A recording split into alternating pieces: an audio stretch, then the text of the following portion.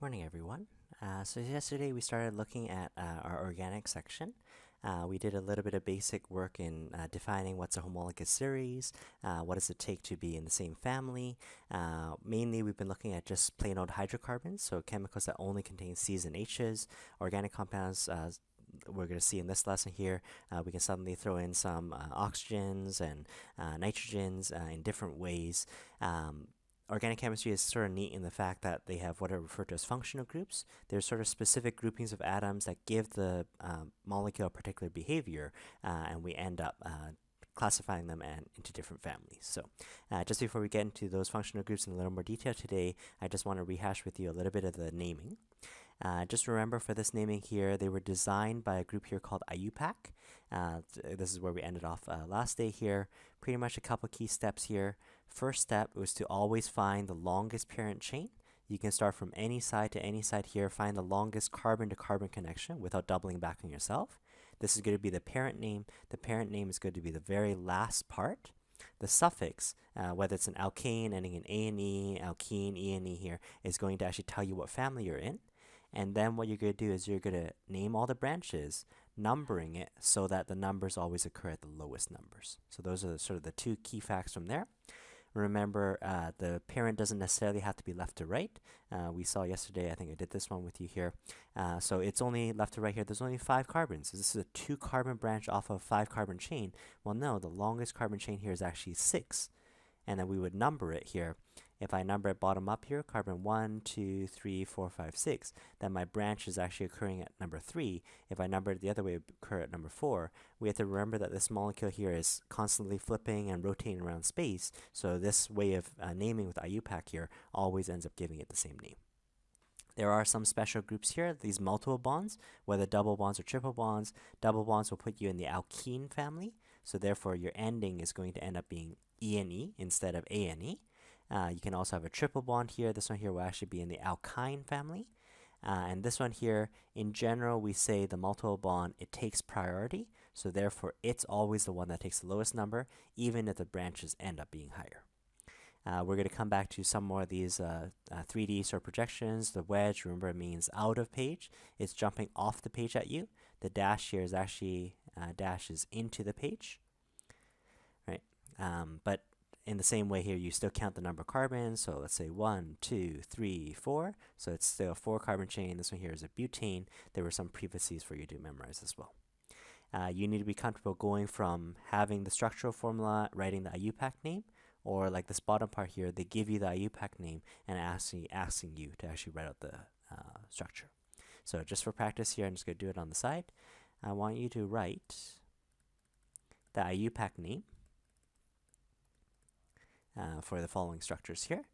Let's go 1, 2, 3, 4, 5, 6, 7. 1, 2, 1, 2.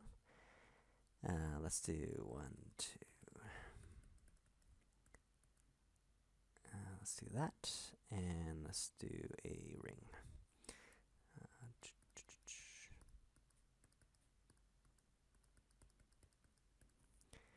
And that. Okay. So you'll notice for these pictures here, I've only drawn for you the carbon parts. The simplest organic family here was our alkanes. Pretty much everything is single bonded. The way I think about it here is carbon has 4 valence electrons. I should be able to see where all 4 electrons sort of ended up. In this case here, I've given you 3 molecules here. I've showed you how the carbon connects to other carbons. If this carbon here has the equivalent of 4 bonds, I assume the rest of them are just saturated. They're just packed full with hydrogens. So none of these are radicals. None of these have sort of unpaired endings here. I just hold enough hydrogens. For example, this carbon over here, well, it's holding carbon up and a carbon to the left, so therefore I still have 2 other arms to hold hydrogen. I basically saturate it with hydrogen. It's still a hydrocarbon. It just turns out it makes the structure a lot more messy and it doesn't actually help me with the name, so usually I don't draw those parts. We saw a condensed formula here. What you can do is you can count, well, this carbon here would have 3 other H's. You can start saying CH3. This right here, you can say CH2. Pretty much the terminal carbons, the carbons on the sides of the molecule, have the 3 extra arms to hold hydrogen because they're only holding 1 carbon neighbor. Anyone that's sort of mid-chain here, this middle carbon is actually holding 1, 2, 3 carbons. It only holds 1 other hydrogen, so you can just say CH for there. So even though I've just drawn for you the carbon, it is understood that the rest is hydrogen. We just want to know the name. So again, let's just practice here. Doing the naming here, we just want to find the parent. That's going to be the longest chain. We want to start from any side to any side. I can start from, let's say, this side. It doesn't have to be left to right. It's not just 1, 2, 3, right? Well, let's go 1, 2, 3, 4, 5, 6. 1, 2, 3, 4, 5, 6. 1, 2, 3, 4, 5, 6. 1, 2, 3, 4, 5, 6, 7, right? And you just basically want to find the longest chain from one side to the other side. You will see very commonly alkanes zigzag back and forth. That's not actually by chance, because if you think about your bonding chapter, every carbon actually has 4 electron domains. It actually is tetrahedral. And remember, the bond angle for tetrahedral was actually 109.7, 109.5. It actually ends up kinking back and forth, which is why a skeletal structure is later on a better way of representing this. So I found the longest chain, 7. That's as long as it's going to get. I need the prefix for 7 here. That's going to be hept. So hept is going to be the very last word in the name. So it's going to be hept. We're in the alkane family because everything is single bonded. So heptane. Aside from what I've circled as the parent, I need to name the remaining parts. So I have not yet named this one here. That branch is a 1-carbon branch. This branch is also a 1-carbon branch. This branch here is a 2-carbon branch. There's 2 carbons in a row there. We're going to still use the same prefixes here. Remember, 1 before was a little bit different. It became methyl ethyl propylbutyl. These 1-carbon branch here, we're going to use meth. So it's going to be methyl, methyl. It's a YL ending because it's a carbon branch. The carbon is going to use the eth prefix, ethyl. So now we have 2 methyl groups, 1 ethyl groups. Anytime you have different branches, you're going to alphabetize different branches. Right? So the E for ethyl will come before the M for methyl. And then anytime we have similar branches, we're going to actually use the mono, the di, to actually summarize those back together. So because E comes first, we need to decide along this parent which way keeps the numbers tinier. If I actually count top down, it would be carbon number 1, 2, 3, 4, 5, 6, 7. Notice I'm counting my parent. I have a branch at 2, a branch at 4, a branch at 5. So we have sort of that combination to deal with. If I count it the other way, 1, 2, my first branch occurs at 3, 4, and 6. Now we don't really care sort of the overall. We just care the positions have to be as tiny as you can get them. Well, counting it the way I did top down here, I have my first branch occur at 2. I'm not going to count it the other way. So I've already decided how to count the 1 through 7, and now I just put the number, hyphen, then the name. The E for ethyl comes first, so this one here would be a 4, hyphen, ethyl. Numbers and letters are separated by hyphen. I would have a 2, methyl.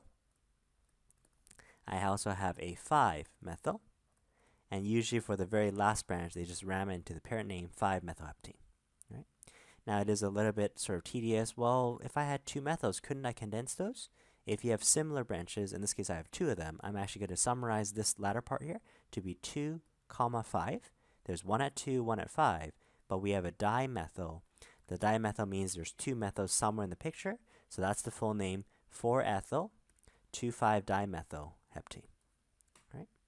So hopefully that helps practice things for you there. We'll see more of this naming in upcoming lessons, but it just takes some practice. Okay. Let's do the second one here. Let's find the longest carbon chain. Because the double bond and the triple bond here is so special to the molecule, the parent has to include the multiple bond. So I can start from any side to any side. I'm assuming there's going to be extra hydrogens filling up the rest of them. Let me do this parent because that's probably not the parent that you did here. So let's do that parent there. I have 5. The prefix for 5 is going to be pent. Because I have a double bond, we're now in the ene family. I need to tell you where that ene actually ends up showing up. So as I count this chain here, if I count left to right, 1, 2, 3, 4, 5, my double bond stretches between 2 and 3. Going the other way, 1, 2, 3, 4, my double bond stretches between 3 and 4. Well, this way of counting is actually a little bit smaller. So I'm going to actually add a number. Usually you add a number just for the branches. In this case here, the double bond actually, the 2 is actually there for the double bond. The double bond starts from position 2. And then I also have a branch at 4. This one here is a 1-carbon branch. It's at position number 4. So that part is still going to be 4-methyl pent 2-ene. Or sometimes you just put the 2 in front. Okay. even if it ends up making the branches a lot larger. Let's say I had 2 methyls, let's say it was a dimethyl, I would still say 4,4-dimethyl. Oh no, I have 2 of them at 4, still the 2 ends up taking priority. Let's try out this last one here. We saw that these chains can end up forming rings on themselves. Although a real molecule here can have multiple different rings all sort of fused together, we're only going to deal with 1 ring compounds, and the ring by itself is always going to be the parent. So this ring here has 8 carbons. We have a triple bond here, so we're in the alkyne family. So this is going to be an octyne. For a ring, we need the triple bond here to be at the smallest number possible. I'm either going to count it 1, 2, go around the circle that way, or go around the other way, 1, 2, 3, 4. So the triple bond is going to be at position 1, no doubt about that. If I count it in the way that I've listed here, 4 actually has my ethyl group. You should be able to finish off this name here, 4-ethyl oct-1-ine. So the IUPAC name, this system and naming here tries to condense a lot of information. We have 8 carbons. We have a triple bond here starting at position number 1. Notice here, wait a second, I'm actually missing the fact that it's a ring. For the ring, you actually want to add this fact here, cyclo-oct-1-ine.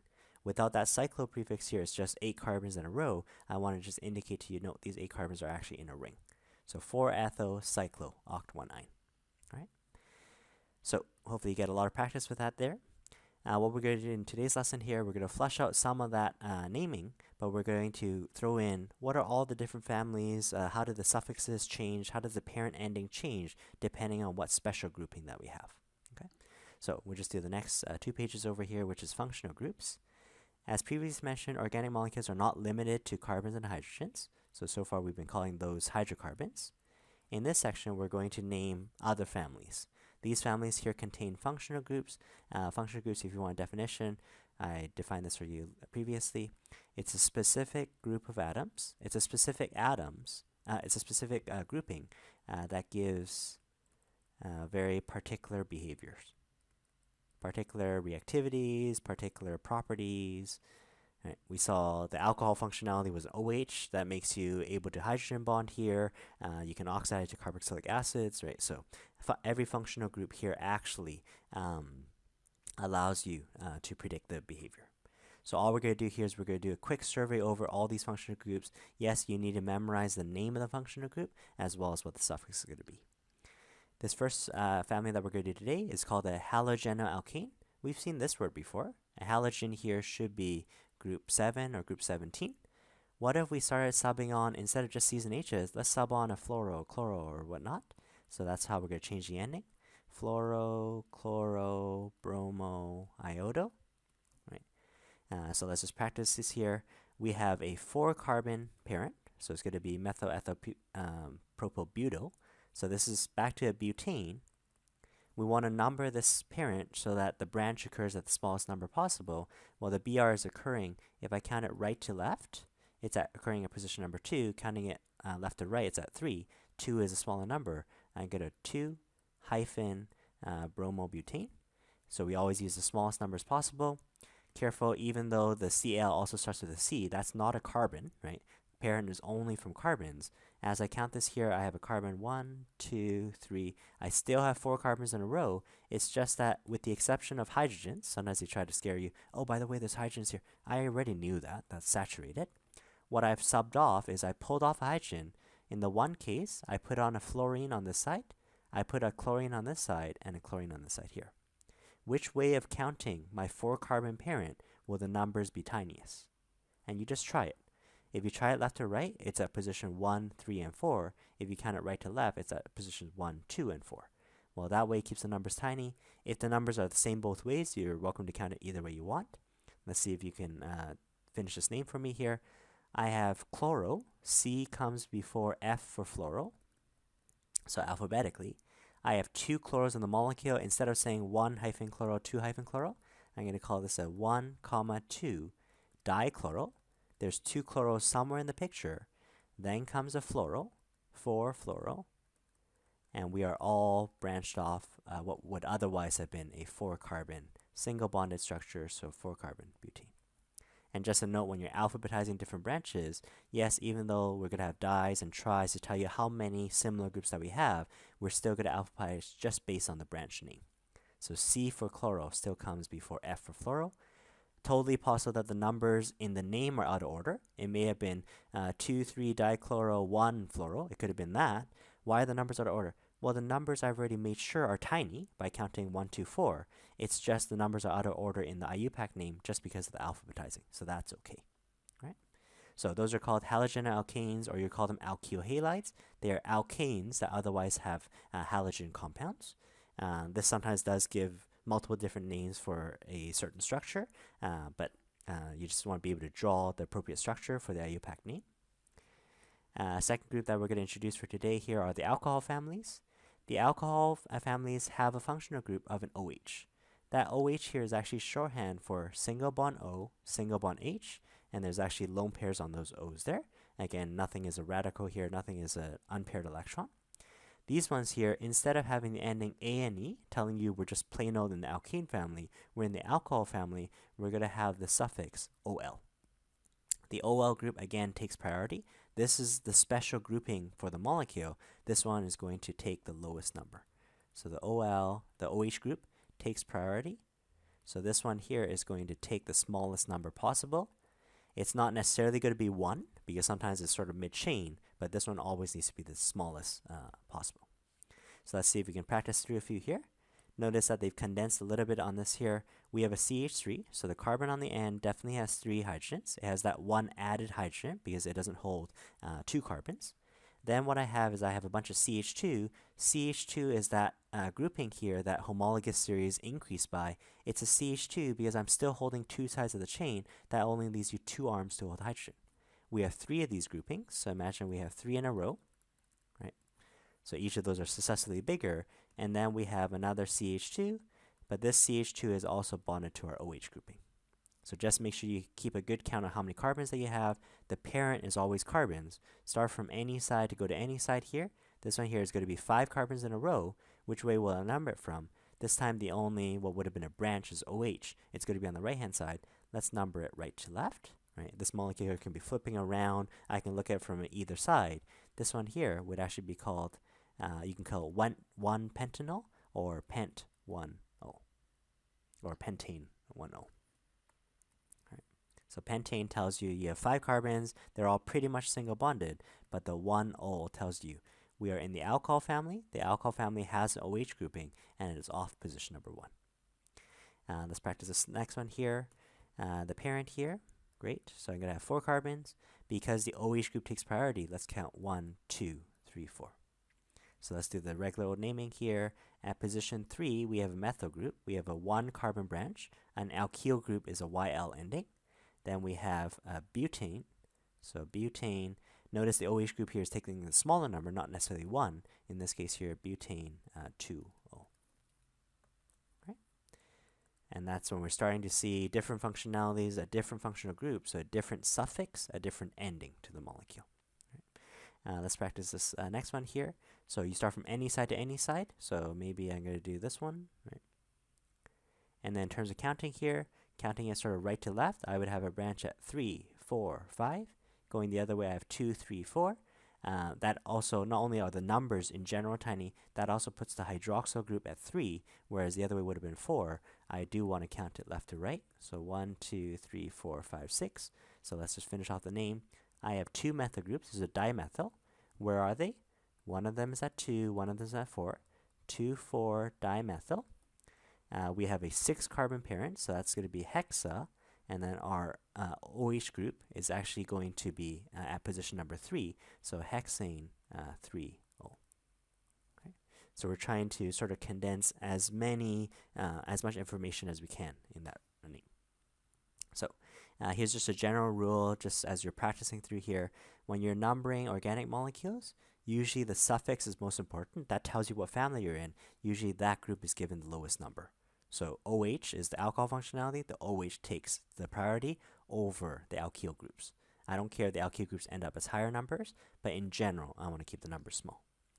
If there's another group in the molecule that also carries a suffix, you name the alcohols using a prefix. So sometimes the alcohols are not even the most important. We can actually refer to the prefix. This comes before the word. We're actually going to say hydroxy or hydroxyl. Okay.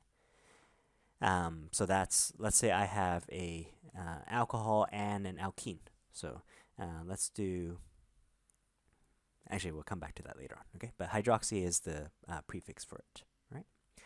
I just want to make a quick comparison here. This OH grouping that we're seeing is actually the very same OH group that a base has. Like, let's say NaOH. This OH is identical to that OH. But why do we call NaOH here a base? And why do we call something like methanol? Why do we call this one here an alcohol? The key difference here is this is actually an ionic bond. Ionic bonds here are separated by water, no problem. Whereas when I have methanol, it's actually carbon covalently bonded to the OH grouping.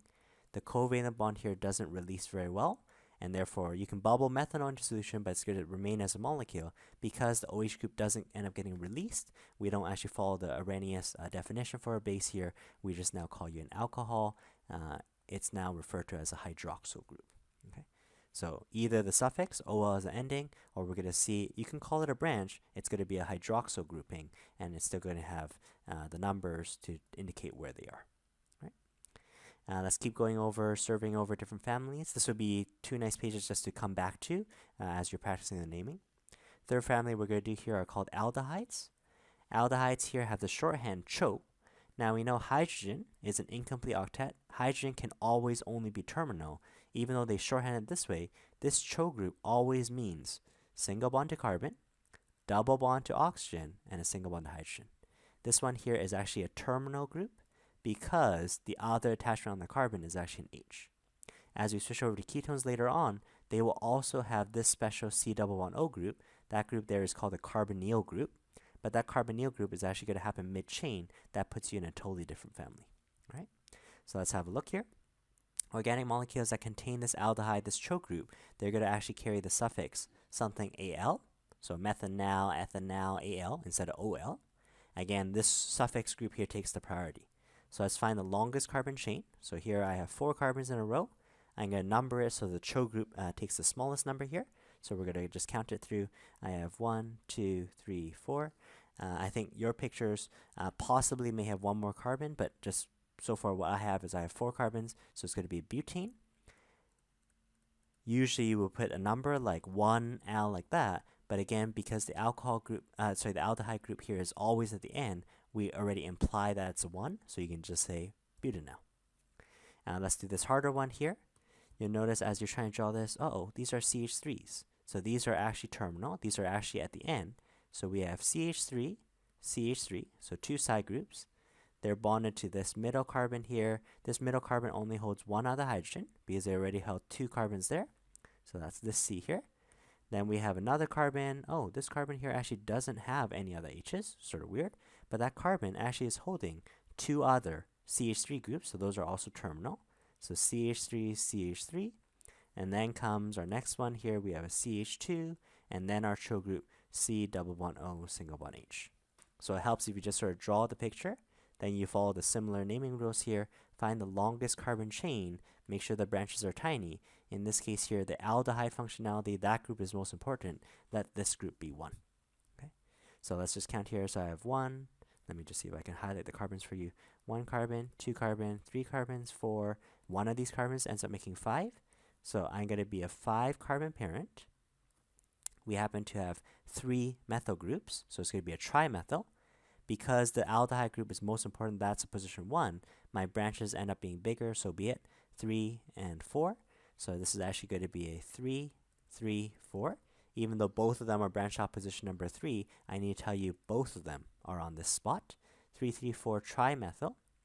The trimethyl tells you that there are 3, let me just write this, 3, 1 carbon branches. Somewhere in the picture, where are they? The number of digits that we have should match up. So tri means 3. I should have 3 numbers in front. Even if it's the same number, you could put them at spot 3, spot 3, spot 4. 3, 3, 4 trimethyl. I'm a 5 carbon parent, so it's going to be penta, and then pentanal, because that one there is the ending Al. Right? Note you never need to number the aldehyde group because it's always terminal. It's always going to be position 1, albeit we do include the carbon inside the parent. Okay. The terminal group, like an aldehyde, decides the numbering for you. You start from that group and you get bigger from there. Moving on from an aldehyde, let's go to a ketone. Again, the ketone here also has a carbonyl group, but this time instead of a CHO, it's a C, where it has 2 extra bonds here. Usually they say an R group, and R just stands for the remaining of the molecule. The rest of the molecule, probably not a hydrogen. In the ketone family, these ones here will have the ending ONE, right? So try to keep it easy, ketone, ONE. As we write this here, we still want to find the longest carbon chain. Yes, I know this functional group wants to take priority. It wants to take the smallest number possible, but this one happens mid-chain. And this one here, we have pentane. We have at position 3 our ketone group. We change that to an ONE, so this is actually going to be pentane, right? All single bonded and everything. But at position 3, we've subbed on a carbonyl group. We're actually in the ketone family. Let's try this next one over here. Again, the parent is always carbon from one side, carbon to the other side here. Carbon from one side, yep. So it looks like I'm going to be a 6 carbon parent. If I actually numbered it right to left, I would have a 2, 2, 4. But because this ketone group here takes priority, I have to number it left to right. So I'm left with 5, 5, so be it. Let's see if you can finish off this name here. So I have 2 methyl groups. Both of them are on 5. 5, 5. Numbers and numbers are separated by commas. Numbers and letters are separated by hyphens. So 5, 5 dimethyl. There are 2 1-carbon branches somewhere in the picture, branched off of a hexane 3 on. My carbonyl group is on position number 3. Okay. This is one of those examples we said earlier. What if we have 2 different functionalities? Oh, I have the OH functionality. That's from the alcohol functionality. And now we also have a ketone functionality. Right. Basically, both properties will be present. Both properties, so alcohols will react in a certain way, ketones will react in a certain way. Usually, in terms of naming this, usually one family takes priority over the other family. The family that takes priority takes the suffix, that takes the ending. We've seen alcohols can actually be seen as branches. You can just refer to them as hydroxy branches. And basically, this is a branch off of a ketone. So what we're going to do here is we're going to have 5 carbons, right? Our parent is 5. So this one here is going to be pentane. The ONE, the ketone takes priority. It's at position number 2. So pentane 2-on. That would have covered basically all of this top part. And now we have 1 extra group here. We're actually going to treat the alcohol functionality actually as a branch. At position number 3, we actually happen to have a hydroxy group. So 3-hydroxy pentane 2. So here's a sample molecule that has both an alcohol functionality and a ketone functionality. The alcohol is not as important a group, so the ketone takes the cake, so it's going to be the ending. Note that ketones are never terminal groups, otherwise they would be. If the carbonyl group was on the N, it would just be subbed on an H, otherwise they would be an aldehyde. So very similar in functionality, but it matters whether we're mid-chain or whether we're at the end of the chain. Let's flip over to the back here. Now we've sort of had some practice with some of this naming here. We're just going to survey over a couple different families. We're sort of doing super speed through these, so it might be good to just come back and look at these. Well, what special group? In this case here, this is my 5th group that we're talking about today, a carboxylic acid group. A carboxylic acid group here has that grouping COH, and the suffix, the ending, is going to be something oic acid. Anytime you see the COH group, it actually implies single bond C, double bond to O, single bond to, usually I just say OH. That OH actually is with O as a lone pair and then off to an H. So that grouping there actually is a carboxyl group, and that puts you in the carboxylic acid family. Back in our acid-base chapter, we saw things like CHQ. How come CHQ was a good acid? How come this is an easily removable proton? We talked about here, if I manage to get rid of that H, we end up having resonance in between the delocalized oxygens there. Okay, so let's just practice this here. Again, carboxylic acids are also terminal groups. These ones here are also at the ends, meaning you don't need to have the 1, right? It's going to be 1 no matter which way you count it from. Counting the carbon with the carboxylic acid group here, this is a 3-carbon parent methyl ethyl propyl. So this one here is propanoic acid. Right? It can get a little more complicated here. This is that Q group, counting that carbon here. We want to count the longest chain, not necessarily left to right. Don't count this as an ethyl group. In fact, this one here is actually a 5-carbon parent 1, 2, at position 3, there's a methyl group. So we can change this one here to 3-methyl pentanoic acid. We don't need penta-1-oic acid.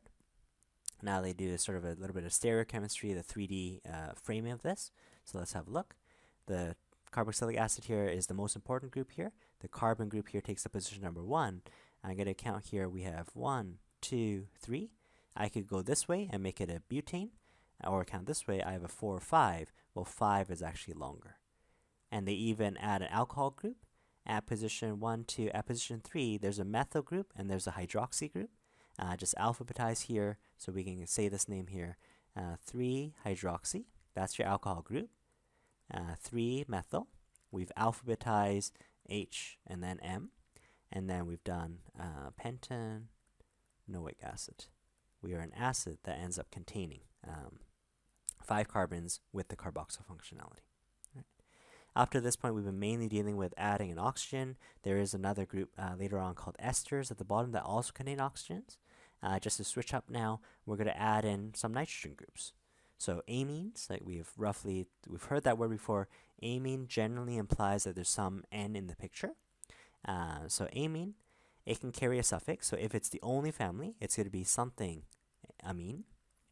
If it's a prefix, like the alcohol, sometimes it can be treated as a branch. It's not as important of a family. You can refer to it as something amino as a group. So prefix before the word as branch, or if it's the only family, whatever, amine. So let's try this one here. We suddenly have an N group here. This N group here would actually have a lone pair. It actually can still act as a Lewis base, but our parent would just be from the carbons. I have 3 carbons, so it's going to be prop. So this is going to be propane, but then I'm going to change the ending, so propaneamine. Because this amine group here doesn't necessarily have to be terminal, the NH2 group here could actually be sort of mid-chain. This one here is important that you actually put the number on it. So this is propane 1-amine. It's a 3-carbon parent. At position 1, there's an amino grouping, NH2. There's that family. Again, that family takes priority if it's the only branch. So let's go these 4 here. Let's count it 1, 2, 3, 4. Aside from what I've highlighted there with the butane, I actually have a methyl on 2 and 3. So 2, 3 dimethyl but for 4, butane 1-amine. Okay, so that's it as a parent. Later on, we might see groupings where, I don't know if there's an example of it. I don't think so. But later we might see, oh, we actually have a carboxylic acid group here, and we actually have an NH2 like that. We would then call this one a 4-amino, and then the ending would still be oic acid. Okay, so just like alcohols could be sometimes a branch, sometimes the parent, depending on what else is present, we can use amino if it is a prefix. Okay. Moving onwards here, we have esters functionality. The ester can be shorthanded COO, very similar to the COH. Single bond C, double bond to the O, single bond to the O. The only difference, just like the difference between an aldehyde and a ketone, think for a second what those mean. Aldehyde was always terminal. Carboxylic acids are always terminal. That's why they imply there's nothing else to the chain. And ester functionality here actually has R groups on both sides. They actually have remaining parts of the chain. Esters are one example of a functional group that actually comes in mid-chain. This one here is given a really complicated name, but we can practice this here.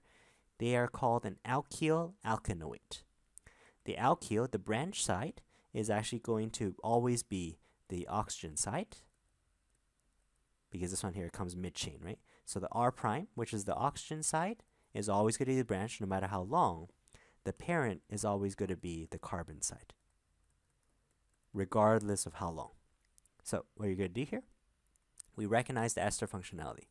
There's an O side, there's a methyl group, there's the carbon side. We do count the carbon involved here. The oxygen side here becomes the branch. We're going to call this one here methyl. The parent side here is the carbon side that happens to have 3, so methyl propanoate. Okay, so methyl propanoate. Let's do this one here. Oh, this time here, oh, the oxygen side, the branch side is actually longer, so be it. This one here actually happens to have 3 carbons, so we actually now have a propyl group. our carbon side, which is decided to be the parent, including the carbon in the ester. There's 2 carbons there, so this is now referred to as a ethanoate. And then let's do one more here. We have this one. Well, the oxygen side here is the branch. That's actually an ethyl. And then for the carbon side, we just have that one carbon. It's actually, there's no other carbons to the end of the chain, so we now have a methanoate. Okay. So because it sort of comes mid-chain, we decide one side's always the branch and one side's always the parent. The oxygen side is the branch, YL ending. The parent will always end in O8. Okay. We're going to see ethers, very similarly, also come in mid-chain. We'll deal with that later on. Let's just finish off with these last groups here. An amide functionality. Notice this sounds very similar to an amine, so that implies that there's going to be N groups around. Organic molecules that contain the amide group, the CONH2. This CONH2 here actually implies single bond carbon, double bond oxygen. Instead of having an OH, like an alcohol functionality, imagine putting an amine on that same carbon. So together this forms the amide functionality. As you may have guessed, the suffix is going to be something amide. Let's go try this name here. That takes priority here, it takes the importance. This is going to be at the end of the chain, so it's terminal. So you don't necessarily need to put a 1. We're going to count our longest carbon chain. There's 4 of them. So butan, and I just changed the ending. Instead of butane, butanamide. Right? What about this next one here? I have 4 carbons again, butanamide, but then we've subbed on a few other groups. Those branches we know how to name from earlier. 2,3-dimethyl, butanamide, and again we don't need to have a 1 amide because I know it's terminal. This one here we have, oh, it's an alkyl halide. The bromo is a branch. Let's see if we can just draw this out here. We have a Br. Note that this is CH2, so those are the sort of mid-chain groups. CH2, I have 6 of these, right, just going off there. And then I have this CONH2. The CONH2 is shorthand for the amide grouping. So we're going to actually have C double bond O, single bond NH2. Although we do have a branch at the ends of the chain, the carbon actually takes priority. Let's count how many carbons that we have. We have 1, 2, 3, 4, 5, 6, 7, all in a straight chain compound. So what we have then is we have hept. The ending is going to be heptanamide. And then at position 7, on the other side of the molecule, we happen to have a bromo. So 7-bromo heptanamide. Okay. I'm going to do one small side note here, especially for amide. So far, we've been dealing with it terminal, so we didn't need to have that 1 there. Sometimes we can actually sub on for amine groups. Sometimes the N actually holds other parts to the chain as well. So just let me show you one example of this one here, just for completeness sake here. Let's take CH3, CH2. Let's do that amide functionality, but instead of an NH2, it actually holds more to the chain. CH2, CH3, CH3, right? We still recognize the amide functionality. It's a carbon that's double bonded to oxygen and also single bonded to the N, but you notice the N is no longer mid-chain. How do we name this? Just like we've done before, the carbon side is going to be the parent. So this right here is still going to be the ending. And just to imply to you that there's other groups that are attached to the nitrogen of the group, we're actually going to use the N prefix. So on the N side, there happens to be ethyl. Right? Ethyl is alphabetically first. On the N side, there's an ethyl. On the N side, there's also a methyl. So N-ethyl, N-methyl. And then we can name the rest like normal. Propane, right? 3 carbons in my parent, but change the ending to IDE. So totally possible it's not terminal, and we just use the N subscript to say it's on the N side. We alphabetize as much as we can. Last 2 groups here for today. We have nitriles. Nitriles here have a CN grouping. A CN is a C triple bond N with a lone pair. If it is a nitrile, it's going to be something something nitrile. If this one here is a branch, it's going to be something cyano. So if there's other families here that are more important than it, we can just put the number 5, cyano, and whatever the parent's going to be. So let's just do a few of these namings here. We have 3 carbons in a row. This one here is called propane nitrile. Right? It's a propane that otherwise has a CN functionality. That group there, again, is important. So we're going to count the carbons here. 1, 2, 3, 4 is the longest chain. Careful, I can start from any side here. So it's going to be a butane nitrile. And then position 1, position 2, At position 2, there's a chloro group, and there's also a methyl group. So this one here is going to be 2-chloro, 2-methyl, butane. You can put a hyphen between there, or the last branch here rams into the parent name, no problem. But the ending here has to be butane nitrile. Let's do this example here. Technically speaking, if I actually count the longest chain, it should be 1, 2, 3, 4, 5. I have a cyano group. You could totally call this one here. Well, I have 3 cyano. I have that CN grouping as a branched off of pentane. But I would actually prefer the other name here because that C111N is more important. If my parent has to include that carbon, I'm stuck with calling it a 4-carbon chain. It would actually be butane nitrile. And at position number 2, there's an ethyl group. So 2-ethyl butane nitrile. I prefer the second name over the first name. All right. So if you have an option, do it that way.